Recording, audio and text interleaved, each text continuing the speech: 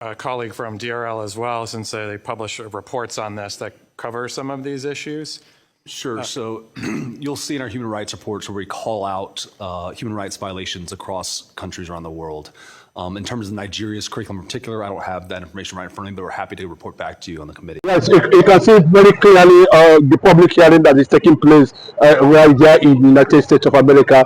The northern part of the caliphate has reacted to the office of the Sultan of Sokoto, condemning that in the public hearing and exacting that the Northern Caliphate are the one that's supposed to be in the public hearing representing that Nigeria, and so therefore that public hearing will never have any effect on Nigeria and Northern Nigeria, and the plan of Donald Trump will definitely collapse. What's your reaction? It is so shameful that even at this point, Sultan of Sokoto is still diverting into issues that he's supposed not to even address. What is the business between the Fulani bandits and the Christians who were being invited by the US government to seek redress of the killings of the clients by the Fulani bandits, as Sultan of Sokoto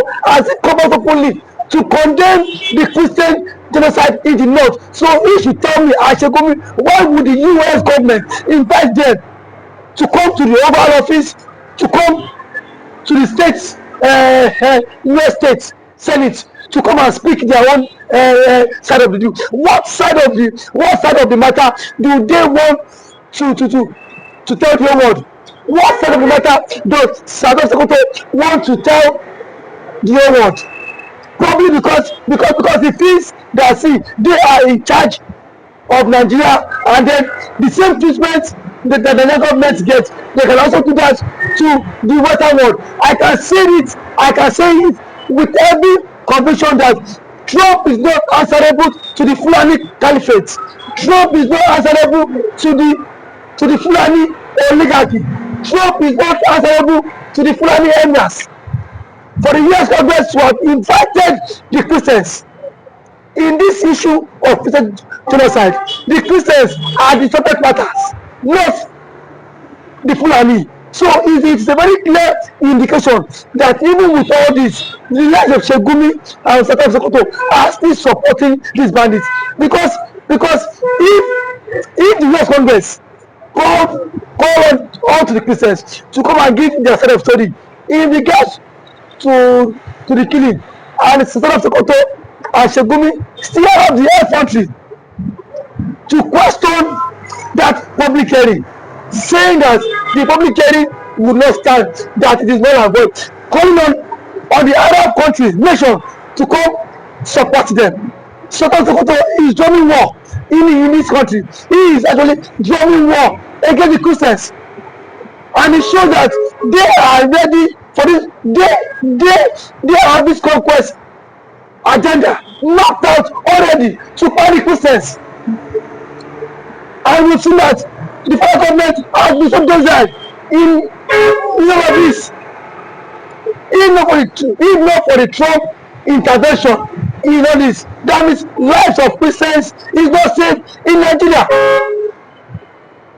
Sultan of Sokoto running to Turkey, running to Iran and Pakistan to call them to come to the aid of Muslims. Where is it told, or where has it been documented or reported that Christians are buying Muslims in Nigeria? Where is it? All the brother was a Christian killed by Fulani. A woman that was seen preaching in secular sets was being by the Fulanis. The same Fulani just some days ago went to CSE in Kwara State, and South Africa has not come out to condemn that action, but rather he has come out to condemn the public hearing that was conducted by the US congressmen in regards to the Christian killing, saying that public hearing would not stand. Who the hell is South Africa to have come out to say that public hearing would not stand? He should not he should not dive into issues that will bring anarchy to Nigeria, because as it stands, ever since killings have been orchestrated in Nigeria, none of these political leaders in the north have come out to air their own grievances against the killing. We see them indirectly supporting the killings, supporting these Fulani herdsmen, supporting these bandits, indirectly or directly supporting bandits, and here they are also coming out to threaten America. I think at this point Trump needs to invade the country. But the fact, what we are looking at is that, they are trying to assert the position that, that they owe this country, and the Trump intervention on Christian genocide will never stand.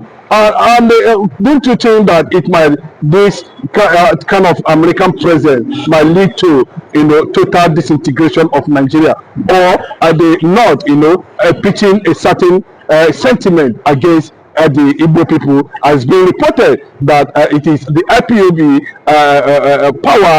American power lobbies that are already presenting the genocide matter to the United States Congress, and we saw people from Middle Belt making transactions to that. Divided opinions and statements credited to Benue State Governor there is no genocide and other.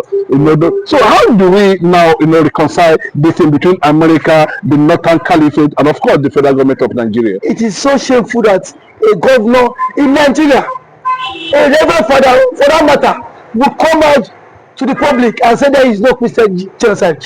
The governor should give record of how many Muslims have been killed in Benue State. Is Benue State a Muslim state? Is Benue State not dominated by Christians? How many percent of the Muslims are living in Benue State? Those coughing, even he as governor, when Otom was the governor of Benue State, what did Otom said? Otom clearly stated that this massacre is against Christians in Benue State, but because he has become a stooge to the Fulanis, and that is the reason why he has come out to debunk these killings. And then we know the implication that if he does not debunk the killings, the APC-led government might withdraw its allocation. That is why at this point, and then for this assertion, that the Fulani believes, have this perception that Nigeria belongs to them, and that is why that is the country they have to challenge Donald Trump on the public hearing, and they are scared of division. They are very much scared of division. Mainly whether that the US intervention might balkanize the country, might bring disintegration in the country, and they, since mainly that they are parasites, they are scared of division. That is why they are doing everything possible to hold this Nigeria, this country, united. But neither did I know, neither this Sokoto that already the country is in a state of quagmire. The country is on the verge of collapse, and I am very sure that Trump will not listen to him. I am very sure that Trump has his own way of doing things, and Donald Trump has dared that once he release the names of sponsors of terrorism, he might not fear anybody. He said it. The US government said it, that the US government might not fear who may be who. Either you are the emir, you are Satan of Ibadan, you are a pastor, you are a bishop, and every one of them will be picked. Okay, looking at the position of the United States government, finally on this interview section, we saw recently where the British monarchs, the kings visited Bola Ahmed Tinubu before Mazen Nnamdi Kanu judgment was passed.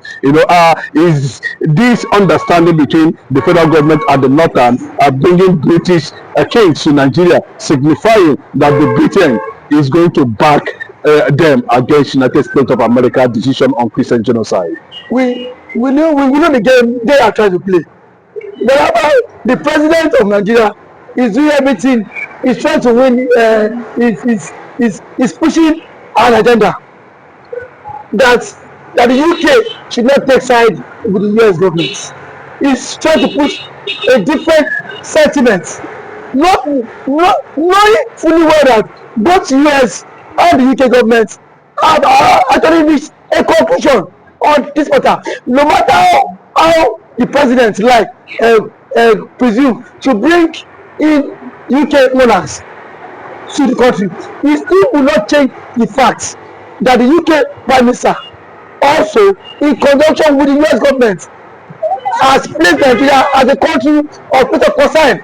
Each situation that if President Tinubu is not scared, why is he sending delegates, the national security advisor Nuru Ribadu, to go and counter those claims? But yes, that brought me to the final this here. We saw Bianca in that interact, and we also saw Nuru Ribadu and all of them. And unfortunately, it looks like the United States of America actually rejected their presence in that public hearing. And what a shame. Would you say that that invitation by that delegate by Tinubu to United States of America was just a total collapse or a failure? No impact was actually made.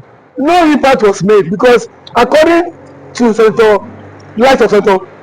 Ted Cruz, he made mention that they have already done their own investigation. That if you watch that video, it got to a point that even the Minister of Foreign Affairs was being lambasted, saying that the man said that he can know when someone is speaking the truth and when someone was lying.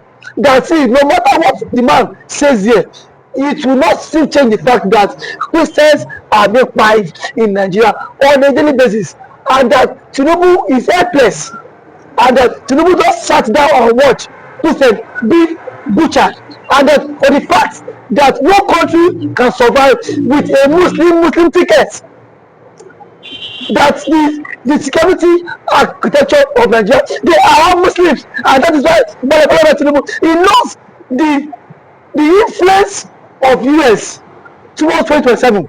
That is the more reason why he's doing everything possible to knock out that expectation. But a lot of people saying that Bianca Ojukwu, who was part of that envoy to America, was whipped and was actually disgraced and regretted being part of Tinubu's government. I will always say that Bianca Ojukwu, to me, should not be taken serious. For someone that can go to an extra length to betray the cause, a cause our husband stood for, a cause our husband even fought for, it shows how desperate she is. And thank God for the US government who had to keep her in her place, who told her the genesis of this genocide. It even got to a point she was told to shut her mouth, that she doesn't know the genesis of this issue. And now today she is back in Nigeria claiming, giving out false rumors. It shows that the government of Nigeria are not ready.